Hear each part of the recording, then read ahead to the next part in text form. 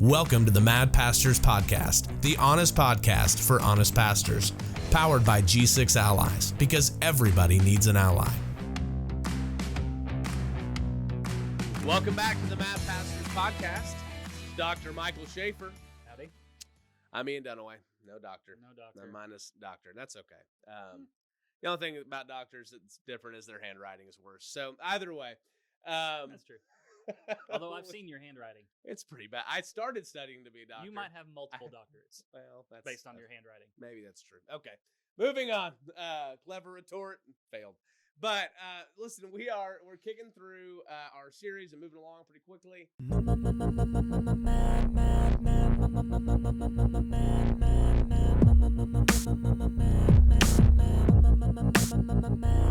Red flags. So we've been talking, we've hit the whole gamut at this point.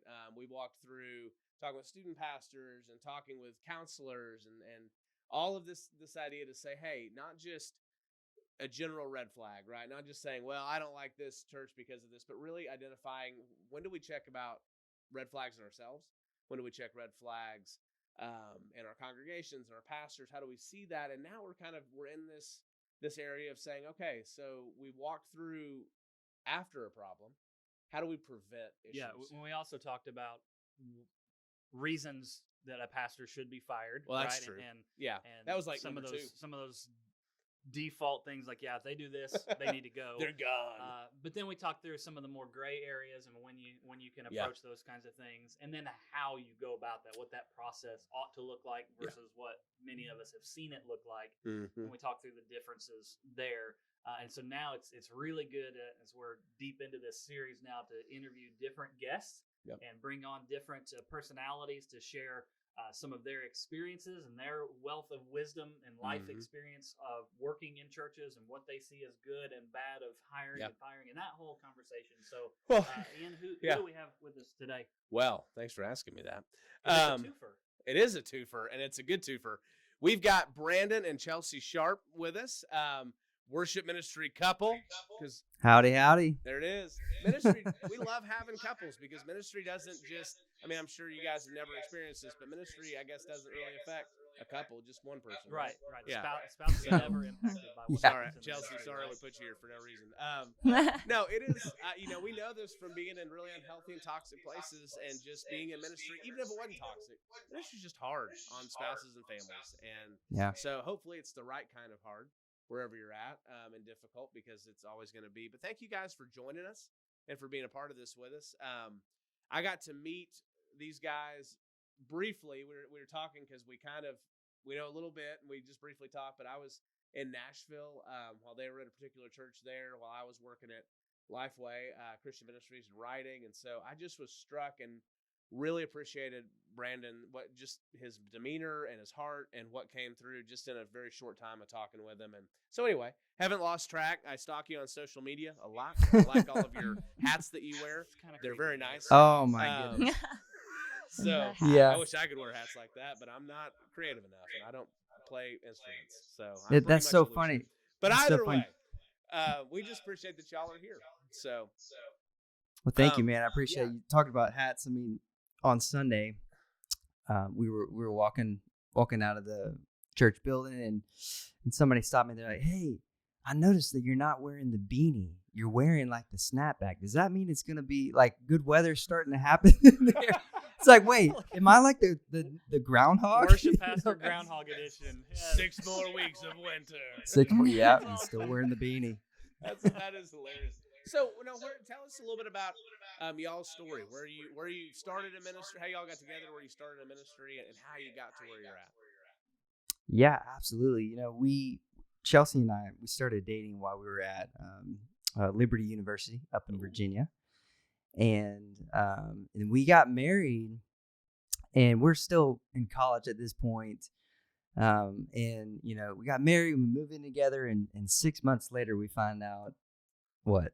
That we're pregnant. Oh, dang. Healthy marriage. Not with one, but two. With twins.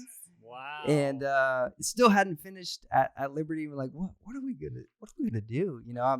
We're both leading worship on different ministry teams, and obviously want to do that in some capacity after we're gone.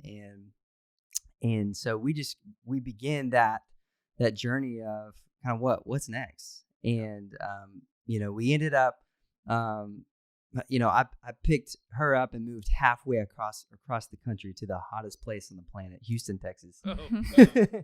So I took the Virginia mountain girl into like the heat of the desert in the middle of nowhere. And it was a big city, which I love because I grew up in big cities most of my life. I grew up in New Orleans, Atlanta, and so we lived in Houston. That was my first full-time ministry role.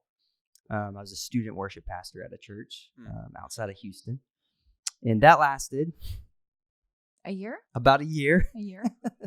Nice. Yeah.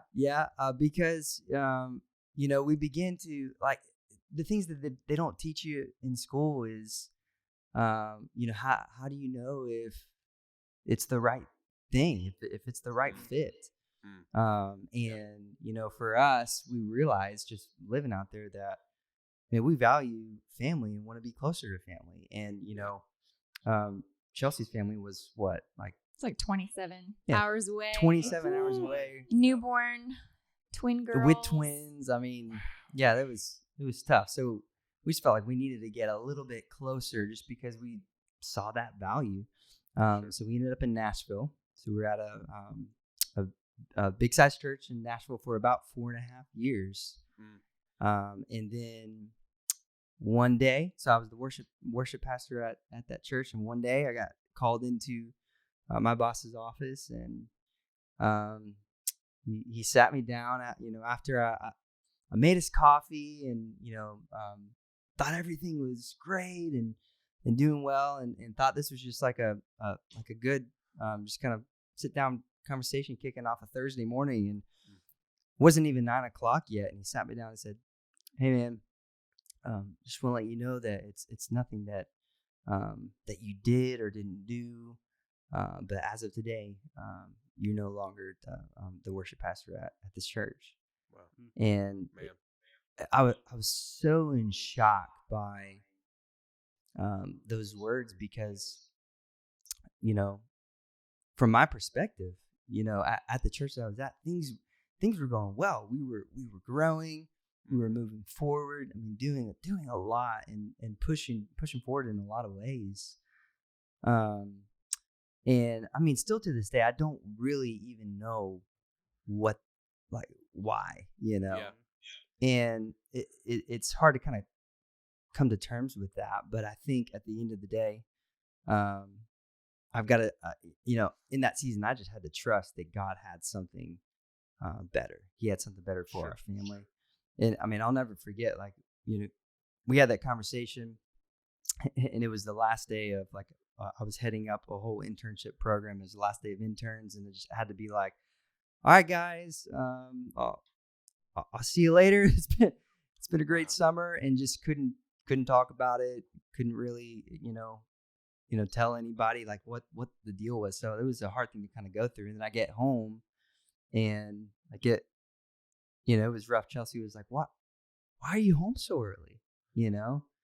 And I pulled up, I walked in the back porch and just like started bawling my eyes out because I just didn't understand, there was no clear, I told Chelsea, like, I wish it was bad to say, but like, I wish it was something that like I knew for sure that I did, like, like heaven forbid, like a big moral failure, like at least I would have known that's why. Or at least something like, hey, we just don't like you. Leave. Yeah. I mean, or like, we just had a reason. Exactly. I keep telling you to do this, and you're not doing it the way I want, and so go. Exactly. Some reason behind Yeah. it. Yes.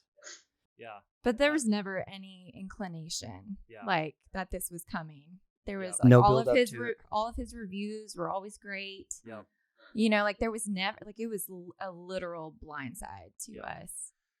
Yeah, and I think what hurt us the most was, one of the things that hurt us the most was we were in the middle of like a big renovation of a house. We just sold our first house, bought what we thought was going to be our forever home. Like the dream home. It was built in 1974. So we were, starting to renovate. Like our floors were all torn up. And, pulling out the wood panel and the linoleum and everything, right? And you've got twin, about 4 years old. 3 kids at that time. Yeah, at this point we've got the twins and our little boy, and so I'm bawling my eyes out, and then like I finally settled down, and then I walk into the house and it hits me again. I'm like, oh my gosh, what are we gonna do? We'd been there for like 6 weeks, I think, and I guess the thing that hurt and was really baffling is they had mentioned that they had been discussing letting him go for 3 months. So the entire time that we were selling our house and about to buy this forever home in our eyes, they could have let him go before we made that decision. They just let you walk right through it. Yep. Yeah. Absolutely. Yeah. But they let us keep going, and when all said and done, we lost like over $60,000. Completely wiped our savings account. It was tough. So in that season, we were like, what do we do? For me, obviously, like I still want to be a part of worship ministry, but also produce music and write songs. And so I thought, well, maybe we're just supposed to stay in Nashville and kind of pursue that thing. And I remember I had my phone up and I was doing an audition video for an artist just to play keys. And Chelsea came in and she was like, what are you doing?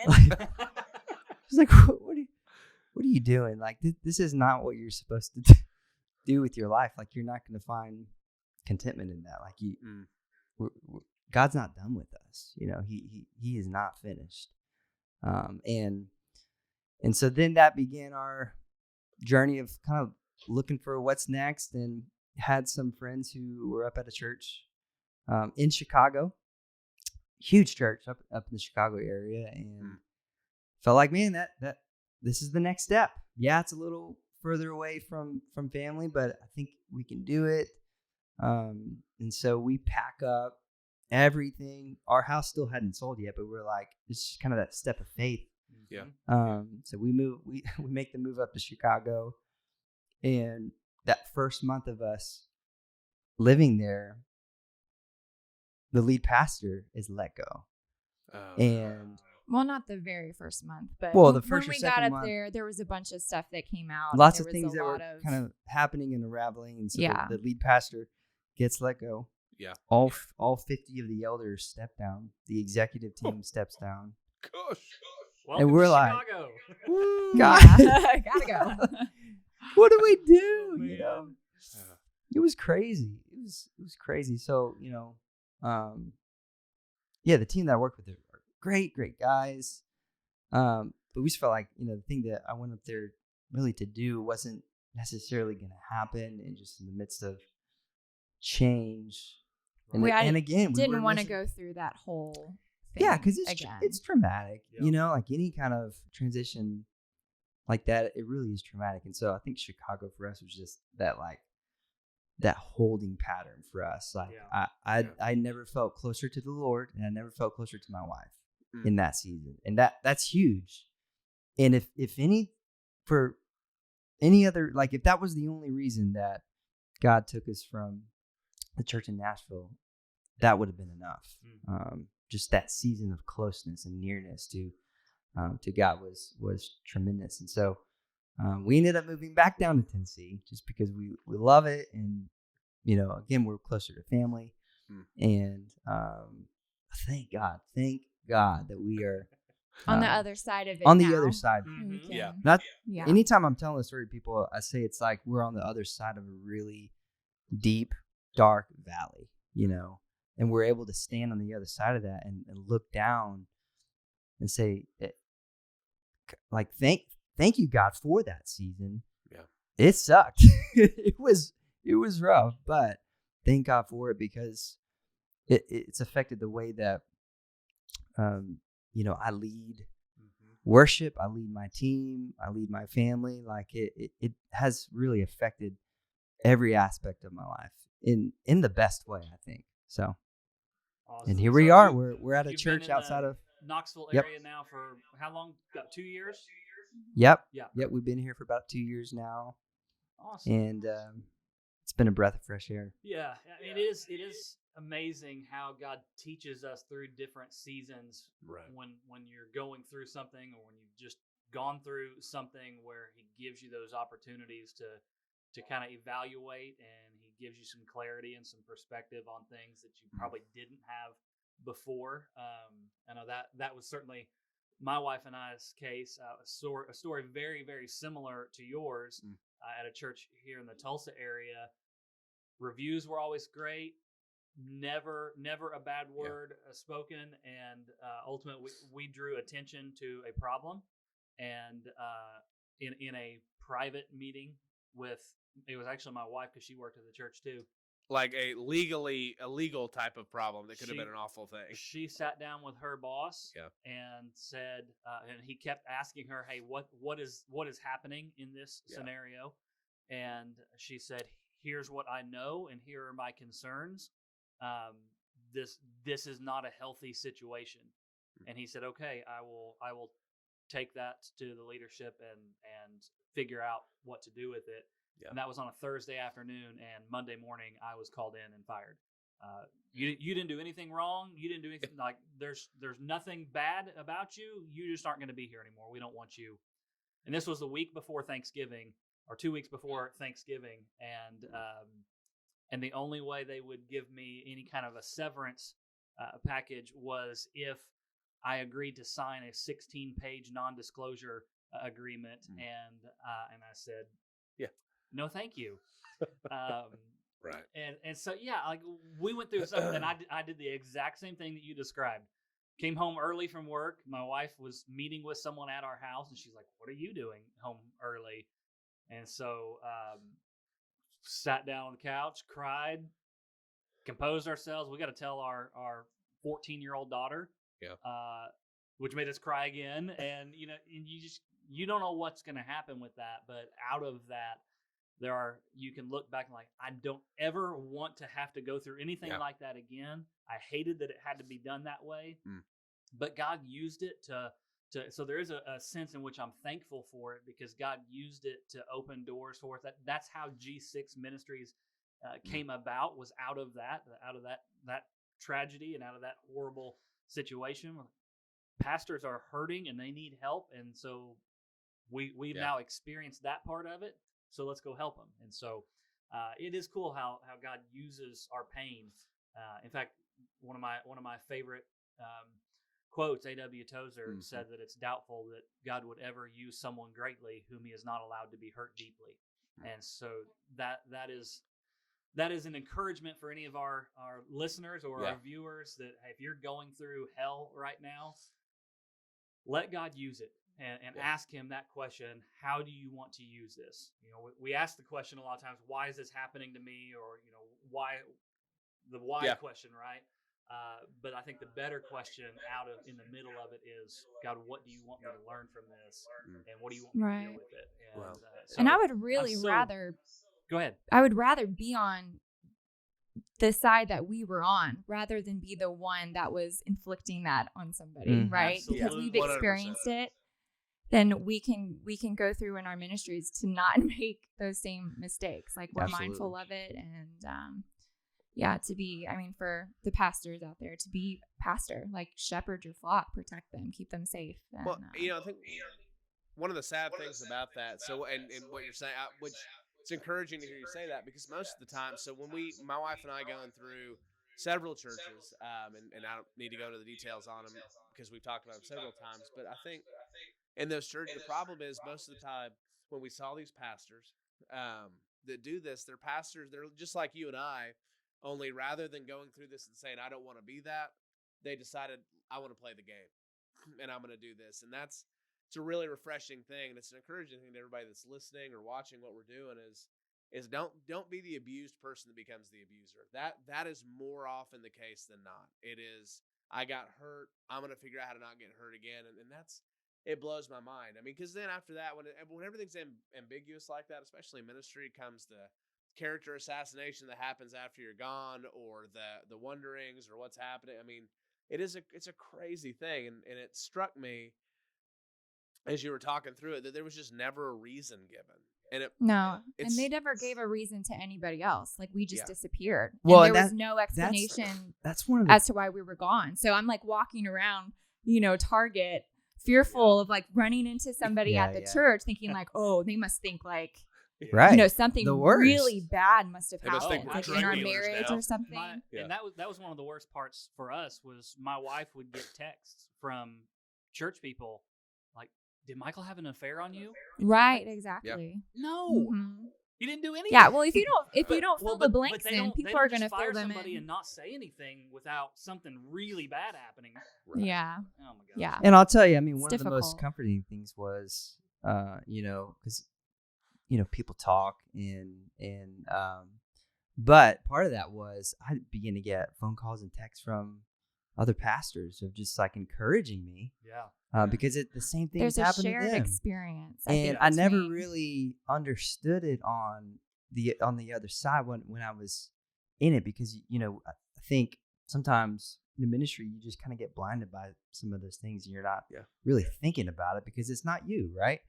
And but I began to have like some of the most incredible conversations with these guys who some came out of the same church, some it happened at other churches, and we were able to pastor each other, which is great. That's awesome.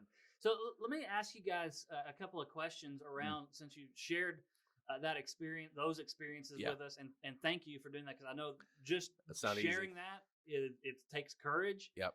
A lot of times it brings up memories or wounds that you'd rather just leave alone, right? So thank you for sharing your story with us. I want to ask about your church in Houston and your time in Chicago and those churches where they were shorter stays. Yeah. When you hired on at those places, now you have the benefit of hindsight and you're looking back. Mm-hmm. Have you identified any red flags that you're like, man, if I had known that before I went to Houston or before I went to Chicago, I would have known that this is how it was going to play out. And right? even if they seem benign, they don't always have to be like malicious red flags, but just like, man, I really wish I just had to pay attention to this. Yeah. Yeah. I mean, I think one of the things, and like my dad would tell me all the time, like he grew up in ministry as well, and he would always tell me like, Brandon, the grass isn't greener on the other side. It's where you water it the most. I know, Dad. I know. And that's always just stuck with me because, you hear about guys who just bounce around from church to church to church, and kind of that like, instead of in it for the long haul, that like one-way trip, like they're bouncing around at lots of the different like airports and airport hopping and just like what's the next thing, and like I never wanted to be that guy, but like in a sense we've been at 1, 2, 3, 4 different churches and lots of different roles within those churches, but 4 different churches in 8 years of ministry. And so in a sense I'm like, man, am I that guy? I don't think I am, because obviously certain things happened that were out of our control, but in 2 of those were very short. And I think one of the common denominators is rushing into it. I think that's a huge thing of like, just okay, we'll do it. Like the first time we had twins on the way, we had needed twins a on the job. That was our rush. And then the second one was really like, we need a job. Yeah. Seems to be a recurring theme. Yes, yeah. You haven't exactly had the benefit of hearing some of the other interviews that we've done, but that seems to be one of the first things that we go to is don't rush on either side, right? Whether absolutely I'm rushing to get a job, or if you're the hiring person, you're like, don't rush to fill that role just because you need a body to do the work. Yeah. Take your time with it. It's that idea of hire slow and fire fast, right? Yeah. Right. And I think us in the Houston trek and the Chicago trek, like that's for sure one thing. Like I just wish and not to say we didn't like pray about it and think about it a lot, because it was obviously it was like one of the only things on our minds, but that we would have been just like so patient, in making that final decision, and also just being aware and hearing out what your wife thinks about this thing, and not having a domineering, like, this is what we're doing, and not, I don't think I was ever you've never that been with. dominating. That is one thing you're not. But I have seen I was that. gonna say you seem so domineering. Oh yeah. We're moving to Houston. But like I've seen that with other people of the guy, this is his dream. Like he just wants to go to the biggest and best church out there, and the spouse, will go along with it, but it will not work long term if they haven't made that decision 100% together. You have to be in on it. You got to be in on it. Yeah. That's gold right there. And since in this, I'm going to take advantage of this because in this interview we actually have the spouse present to ask questions, which a lot of times we don't. So that's great. So Chelsea, let me put you on the spot for a second and give you an opportunity to speak to pastors' wives who may be listening to this, and their husband is considering a job change or a career change, or going to a different church, and as a wife, you're not 100% sold on it yet, right? Mm-hmm. How can the wife who's listening to this podcast right now, how can she most effectively communicate that to her husband? Most efficiently communicate it. I mean, I'm a pretty matter of fact kind of person. I don't really beat around the bush on things. Brandon knows this. Like, there were nights when I had concerns over certain pastors, and I think I do have like the gift of discernment, and may not be able to specify exactly what those concerns are at that time. I just know that something's kind of off. Whereas Brandon is like, oh no. Like, It'll be fine. It'll be fine. Give him the benefit of the doubt, Right. Famous last words. And so I think at this point in our marriage, I think he's learned to kind of listen her and pay attention when I say things like that. I kind of have a pretty good track record. Yeah. 8-9 years in, but I mean, for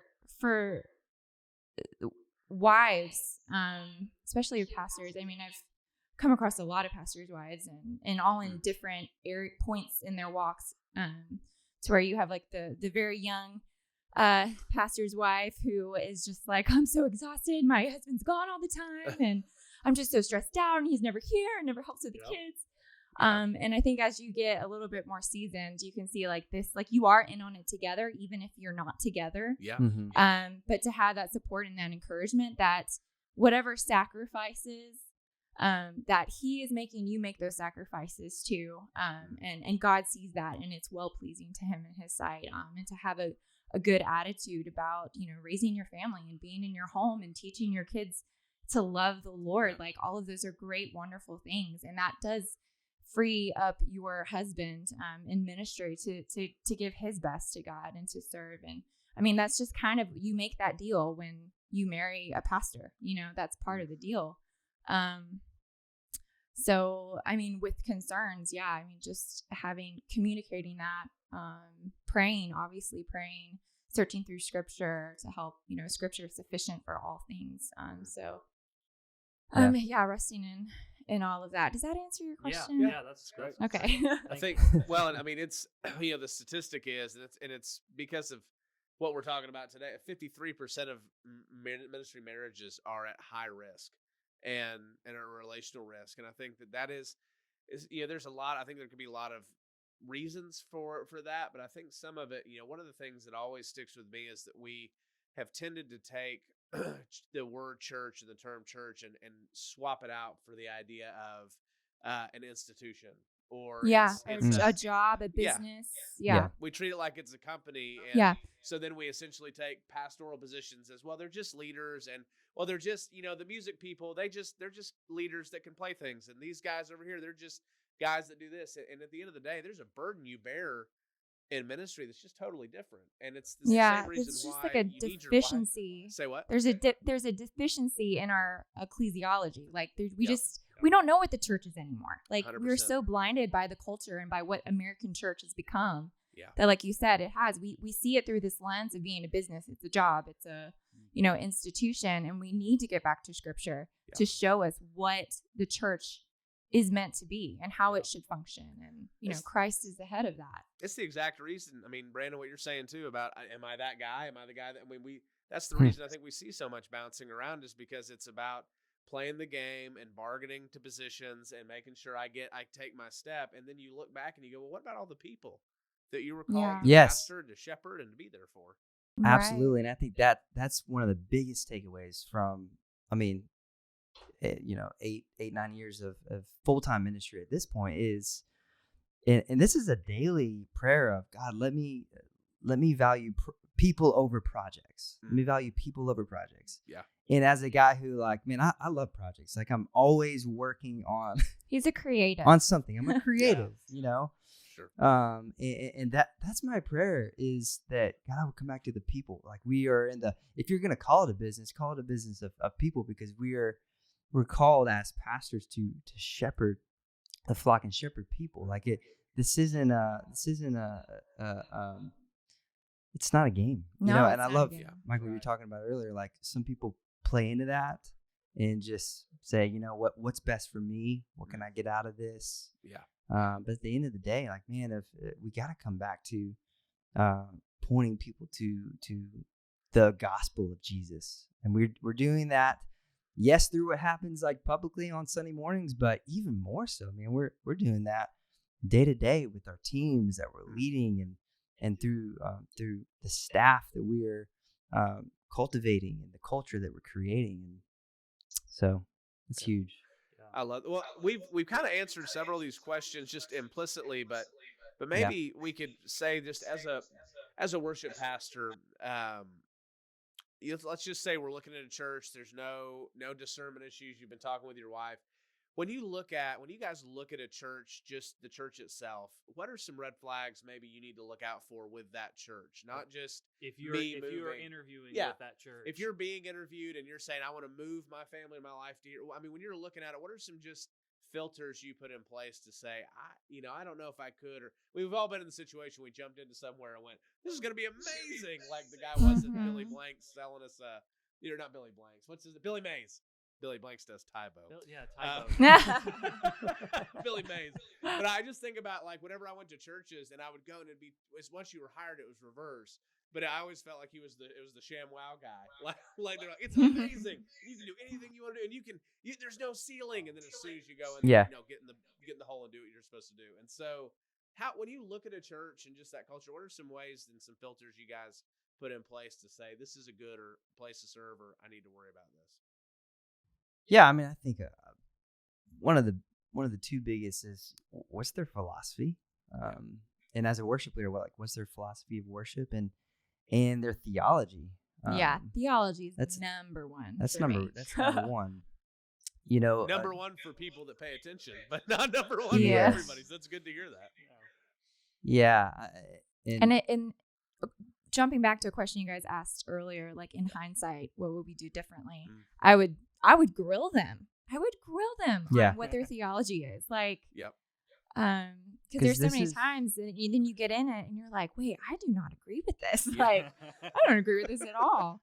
And it may be okay, week 1, month 1, but man, as you are planting your life there, it's that slow kind of realization of, like, oh my gosh, I'm not being fed by leaders who are called to preach the Bible, and it's not happening, and there are a lot of churches out there that, mean well, but the good intentions don't outweigh the truth of that we can find only in Scripture. So I think that's a big one. And then on a practical level, who is leading the charge, and what are his relationships like with the rest of the staff? And I think that's always a good filter to kind of think about and ask not him, but the other guys who are who have that relationship with him. What is that like? Is there a friendship outside of the office? Is there a community? Like, man, do you guys have each other over for dinner? Like, what is that like? That's great. If that happens, man, that's definitely part of that green light. But if it doesn't, why? And that should kind of tell you a little bit about some of the leadership. And I'll never forget. Like, we moved to the church that we're at now. The lead pastor, he walked into my office and he sat down, and I was like, hey man, everything okay? And he's like, yeah, I just want to see how you're doing. It's like, what do you just want to see how I'm doing?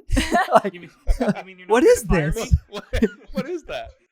What is that? And it dawned on me that, like, I never really had that kind of We've like never relationship had a pastor with a lead pastor. Actually, pastored us. Yes. At all. And man, Funny and how that's that why works.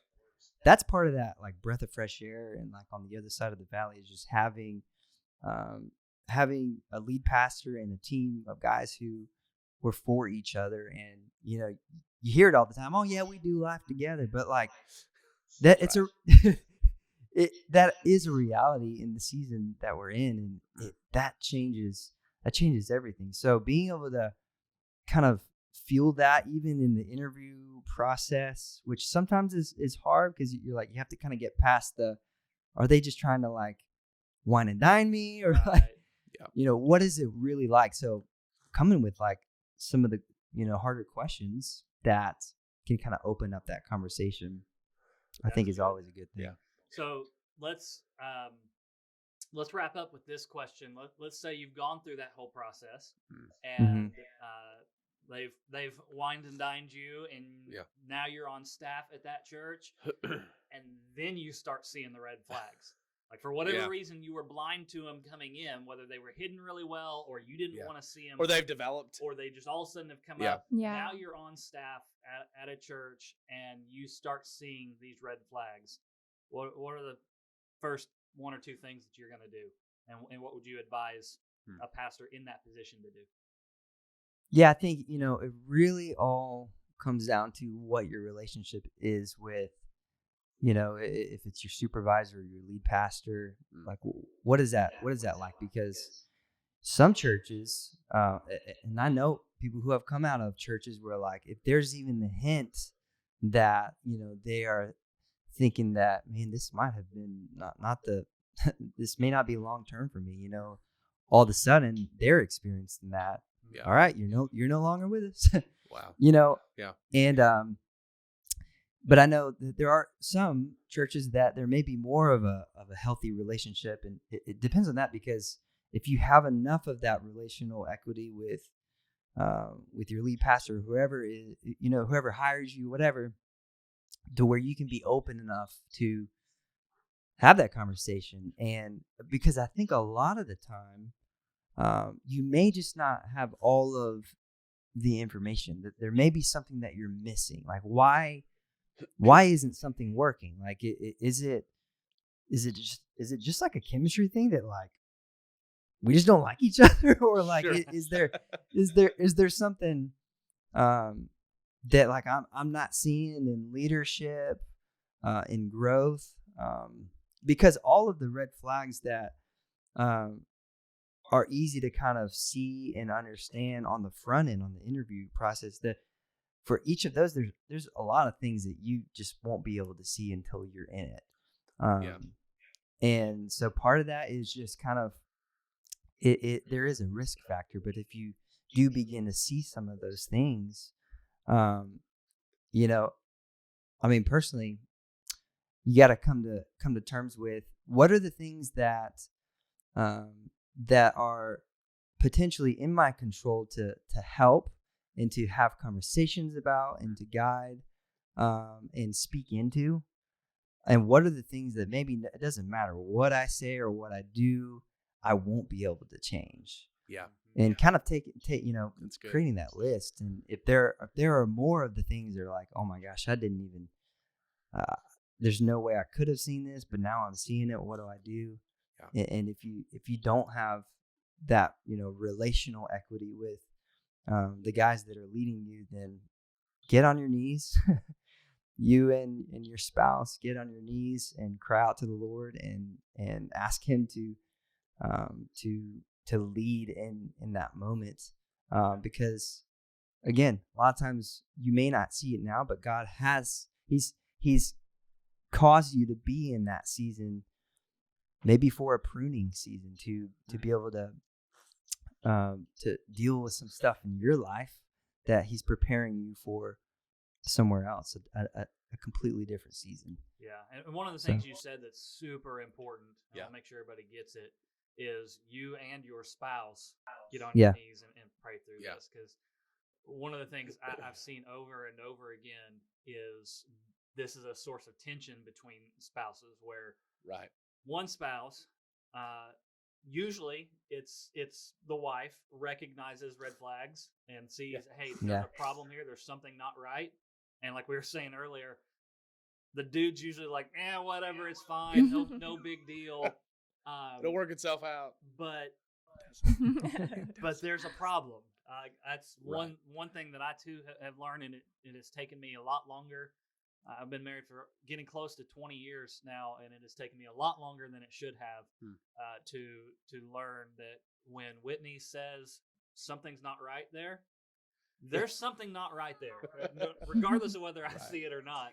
And so getting on the same page as your spouse, if your spouse has a problem with the church you're serving in and the ministry that you're in, there is a problem. And you guys got to make sure that you two stay on the same page no matter what. Yeah. Well, man, Brandon and Chelsea Sharp from Foothills Church in Tennessee, Maryville, right? Marvel. Gotta say Marvel. I'm from Fayetteville, Arkansas. So nice. I know. Yeah, I understand the full. Y'all, thank you. I know that it just takes a lot of courage and a lot of honesty to come on and share and to speak. We really appreciate that and just your hearts, but also that it was a really good conversation. And so thank you guys for that. We just, if there's anything we can ever do for y'all or take care of you, we will. And but thank you for just coming on and speaking. I know it's a huge encouragement to pastors and to people, because the state of ministry in the United States is not a great thing right now. And so step by step, when people step up like y'all and can help us, that does a lot of good. Yeah, so. and it brings awareness to the realization that pastors are people too, and they hurt and they go through crappy things just like everybody does. But for some reason, we have it in our minds that it doesn't affect pastors or their spouses, or they don't have to worry about it. And we talked about it at one point in one of these red flags, but it's like one of two scenarios: either your pastor is just above Satan, or they're just below God. Like between the two, there's no middle ground for humanity. And it's so silly. I mean, I don't think we talked about this at one point. I don't think most people would want Jesus to be their pastor. And I don't think most people would want Paul to be their pastor. I mean, Paul was the poster child for weakness and for knowing that we're human and needing that. And Jesus was the poster child for doing the right thing. So, which most people don't do either. Anyway, long story, but thank you guys so much. And if you're watching this right now, make sure to hit subscribe and share, as well as like. It doesn't take you any time at all, and it helps us out. So we would love y'all to subscribe and connect with us. And so, Brandon, Chelsea, thank you again.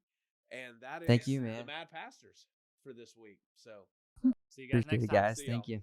By the way, it's Billy Mays, not Billy Blanks, that sells OxyContin. See, I just realized that. Sorry. When you said Billy Blanks is Tybo. Just throwing it out there. I had Willie Mays Hayes in my head from Major League. Okay, but that's a sports reference, and that's your thing. All right. See y'all later. Bye. Bye. Thank you for listening to the Mad Pastors podcast today. We hope that you found it not only encouraging, but beneficial that you have people in your corner doing ministry. Here's what we'd love for you to do. If you'd subscribe, review, and share our podcast, that would mean the world to us, and it'd help as many pastors to hear and be encouraged just like you were. G6 is also supported by partners and allies like you who are willing to financially give and be a part of this ministry with us. So if you feel like you'd like to be a part of this with us, just go to g6allies.com/partner, and we'd love for you to become our ally in our mission to serve pastors and their families. If you have questions, comments, or just want to talk more with us about your particular ministry needs, just email us at hello@g6allies.com. We can't wait to see you next time for our next episode.